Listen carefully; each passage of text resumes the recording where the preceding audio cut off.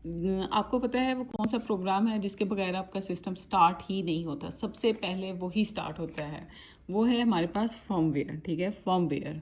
आपका computer system जब on होता है सबसे पहले आपका बायोस एक्टिव होता है। ठीक है, वो आपके हार्डवेयर्स को चेक करता है कि आपकी कीबोर्ड, आपकी हार्ड ड्राइव सब प्रॉपरली वर्क कर रहे हैं, फिर आपका ऑपरेटिंग सिस्टम एक्टिव होता है।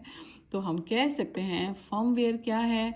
फर्मवेयर जो है बिल्ट इन सॉफ्टवेयर है। ठीक है, बिल्ट इन सॉफ्टवेयर है।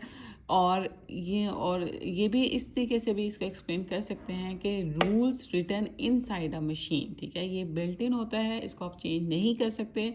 जब भी कोई मशीन लेकर आते हैं ये पहले से कुछ रूल्स राइट किए होते हैं और जो कि हार्डवेयर को फंक्शन करने में हेल्प करते हैं कि किस तरह से काम करना है। ठीक है, hope so you understand it. आप वॉशिंग मशीन लेकर आते हैं, उसके अंदर फर्मवेयर है।